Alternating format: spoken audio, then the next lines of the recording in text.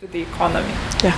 Well, the first thing is that I would like to turn the question around and say, why shouldn't we have more female entrepreneurs?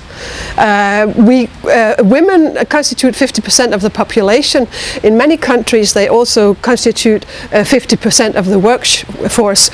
So why shouldn't they also constitute 50% of entrepreneurs? Women very often come up with different solutions, with different products. They understand other women. They can cater products more to the woman's side than men can do, because men don't necessarily understand women's needs in the same way. So women can actually contribute tremendously to the economy. And as I said earlier, it's trillions of dollars we are talking about if we increase women's entrepreneurship. It's not that they decide at one age. It's in different ages depending on the woman's life cycle, basically, and the woman's work cycle.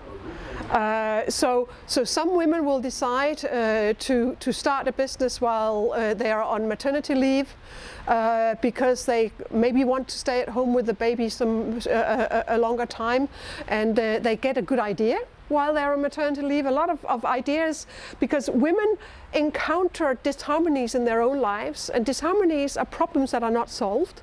So they actually want to solve these problems and find out that other women have the same problems, and voila, a business idea is born.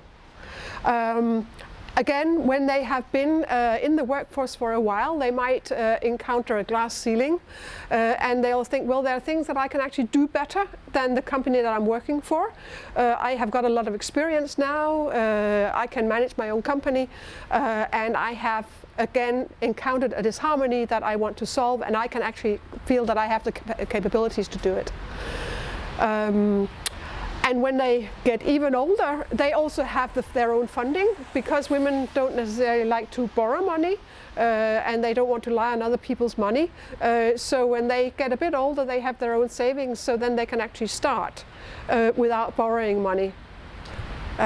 So when they get to 50 plus, that's when they all start their own business and they can fund it themselves.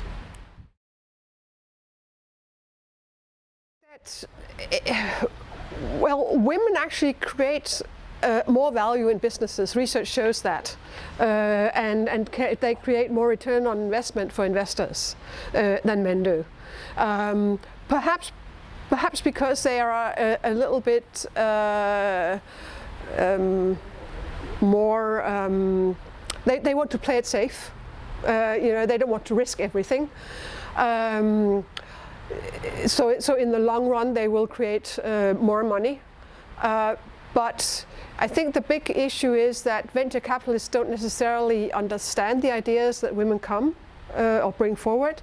And women often ask for smaller amounts of money. And then they are considered not so interesting. So therefore women, and also venture capitalists, they want control of the company, and women don't really want to relinquish control. They want to be able to make their own decisions regarding the company. So there are both reasons why venture capitalists may not fund, but there are also reasons why women don't actually go to venture capitalists, but decide that they want to go in other directions. And so if we want venture capitalists to tailor initiatives towards women, then they need to ask women, so what is it that, how can we actually help you in the best possible way? What is it that you want?